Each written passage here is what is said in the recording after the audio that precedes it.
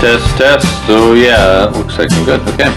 I'm Phil Wyman, and this is the Wild Theology podcast, where the world, the humans in it, and God are all wilder than we've been told. That's your intro? So, you'll get philosophy and theology and crazy stories that come from 30 years of pastoring, boring, 20 years of festival work, whatever, and the mud and blood of wrestling with the living in the spaces angels fear to tread. Ooh, trying to sound interesting, are we?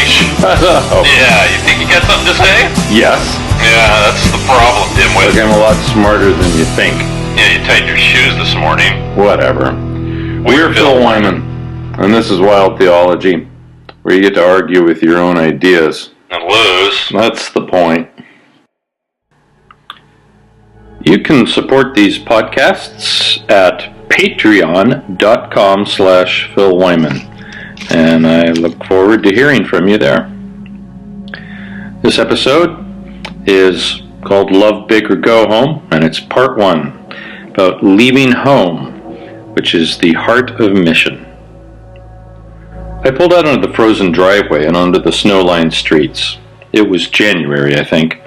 The days have all rolled into one, and even though it was only a year ago, I can't piece a timeline together. There's something about the road that wraps everything into a bundle and ties it in the dotted line.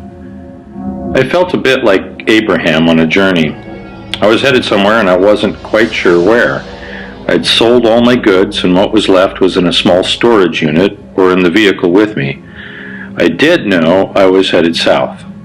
I like winters, but when you're on the road and camping along the way, winter is a good time to leave New England. On the other hand, this was nothing like an Abrahamic journey. Abram left the land of his fathers with his family. His father, his wife, his nephew's family, and a host of servants and belongings traveled with Abraham. On this trip, it was just me and Priscilla. Priscilla is 22. A lot of people tell me she's really cute. She's white, about as white as a girl can be. She's a bit boxy, but somehow that's part of her charm. So Priscilla and I pulled out of the driveway, turned onto Clifton Avenue, and then onto Lafayette on our way out of Salem, Massachusetts. A couple of people honked and waved. Someone shouted from a street corner. They knew I was headed on a long road trip. I was easy to spot because when one is driving with Priscilla, everybody sees you. Priscilla is a bit noisy. She's a pretty tough girl and stands out in most public spaces. She was born in Forest City, Iowa in 1991 and has all the trappings of a Midwestern chick. I guess you could say I was leaving home, but in another sense you could say that my home was coming with me. Priscilla, Queen of the Desert, the white 22-foot-long 1991 Winnebago Warrior Class A motorhome, was my home, and we were going to do everything together for a while. My leaving Salem was all about mission. I had been a pastor in only 3 churches over the course of 32 years of local church ministry, which meant I was a pretty stable and homey kind of guy. This season was different. Over the last few years, I had been feeling uncomfortable staying in one place, and when I returned from travel, I felt as though I was still supposed to be out on the road. This was a new feeling, one I'd never had before. I rumbled out onto 128, headed southeast to the Mass Pike, and rolled my way out of Massachusetts. Now, it was just me and Priscilla and a little faith. And I mean, a little faith. I wasn't quite sure about this whole thing, and a year later, I'm still unsure. My travels are causing me to believe that nomadic and homeless people just might have a better sense of the heart of mission than most of us. The impermanence of life, the necessity of living day to day, the sense that no place on earth really feels like home, and the fact that you have to make your family from the ragtag characters that surround you reminds me of Jesus, wandering around the deserts of Israel with his disciples. There was a moment in Jesus' ministry when someone from the crowd came to him and said, "Your mother and brothers are standing outside wanting to speak to you."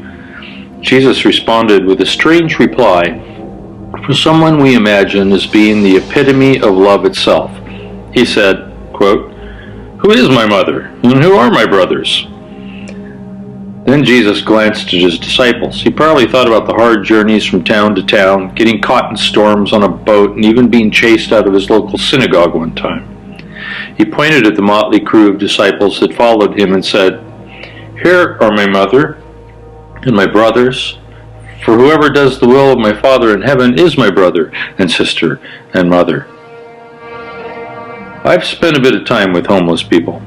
I helped run a drug and alcohol abuse program many years ago. It was a live-in program, so we became the home for the addicted and homeless who lived with us. I've been on staff at group homes for children, and many of them were without parents.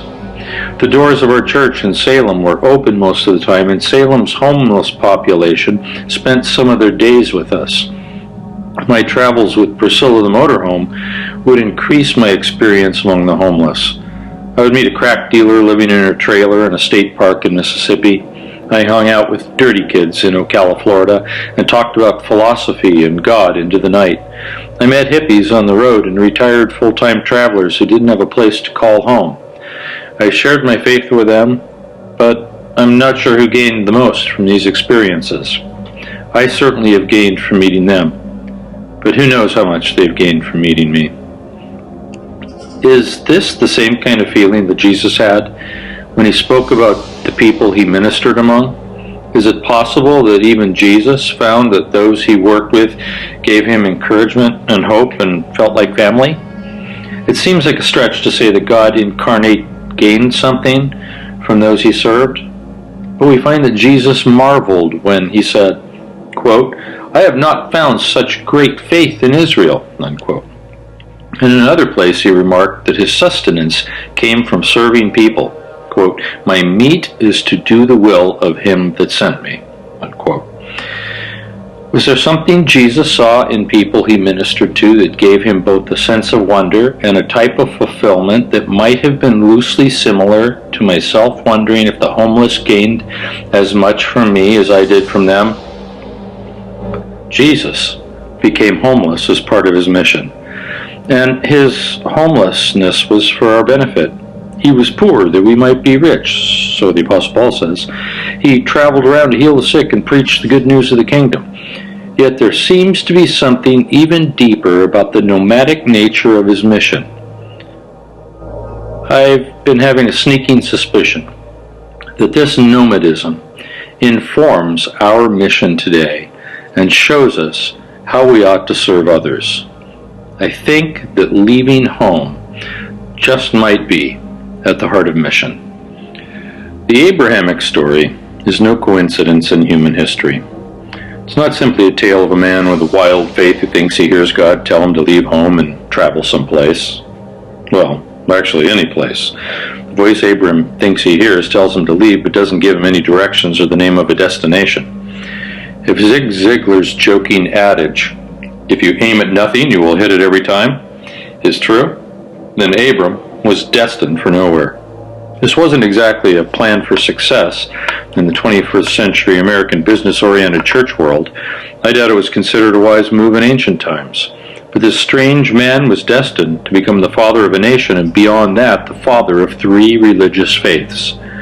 This Abram, who would later be renamed Abraham by the same voice that drove him away from home, would become the father of the Jewish people and of their religion. His brief dalliance with his wife's servant, at the behest of his wife Sarah, would bring a son that would be the father of Arab nations and the Muslim people. Later, as Christianity rose like a phoenix from the ashes of their prophet's crucifixion at the hands of both the Roman authorities and the Jewish religious leaders, the Apostle Paul would describe Abraham as, quote, "the father of our faith." For Christians, it was Abraham's seemingly presumptuous journey that became the model of our faith. Paul refers to Abraham leaving home, and as the journey begins, he encounters God. We are told that Abraham believed God, and that it was his faith that brought him justification. For Paul, this justification would translate forward into our days as forgiveness of sins and favor with the Almighty. Abraham found this relationship with God by leaving home. In the lineage of the patriarchs of Israel, that's Abraham, Isaac, Jacob, and the 12 sons of Jacob, The story of leaving home would be repeated on key occasions. Abram left home with Isaac to visit Mount Moriah when God asked him to sacrifice his only son Isaac. Jacob would leave home fleeing from Esau and would meet God in a dream at Bethel along the way.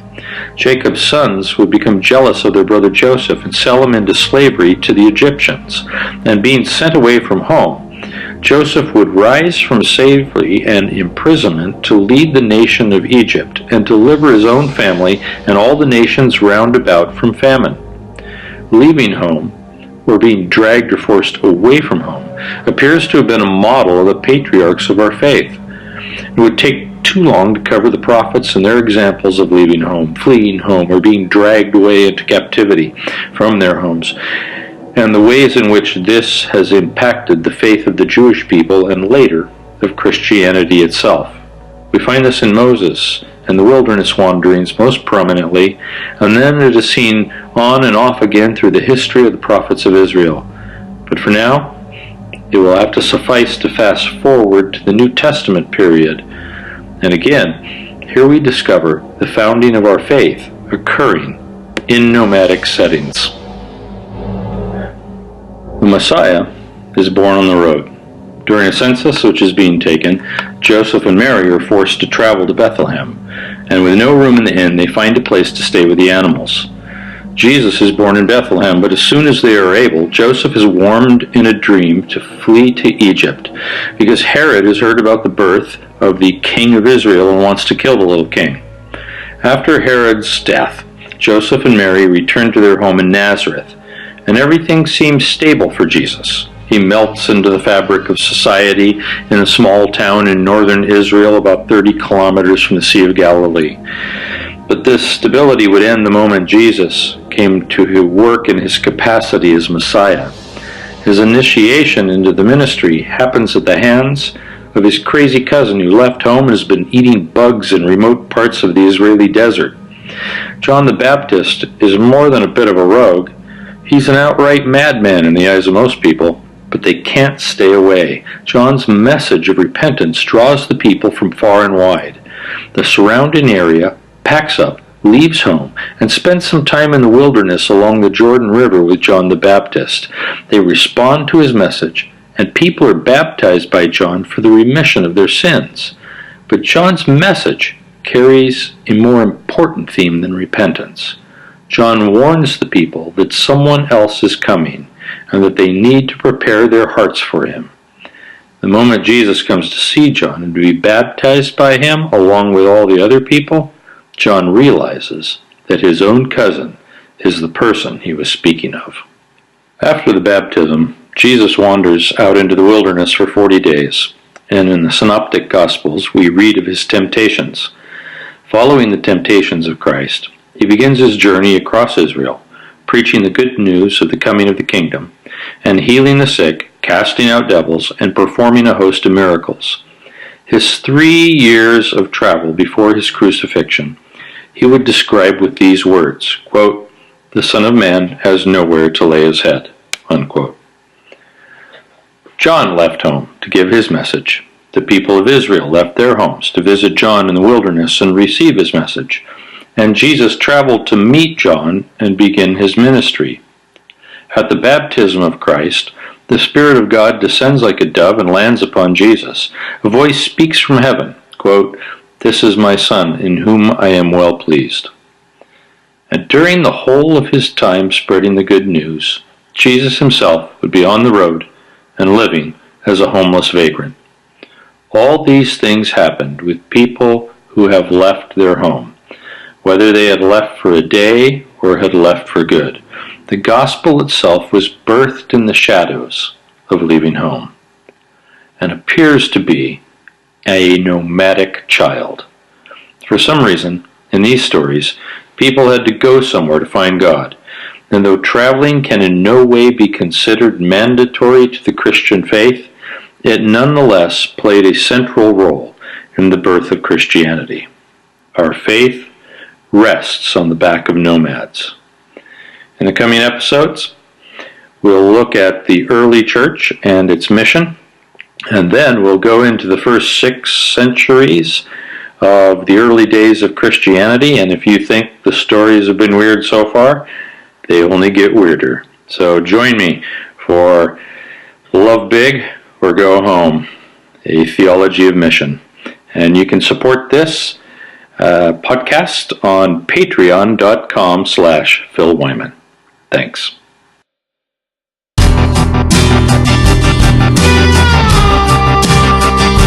Thank you to David Gerard for his ambient music. What you heard today was 12:48 a.m. Black Rock, and you can find more of his music at bandcamp.ambientism.com.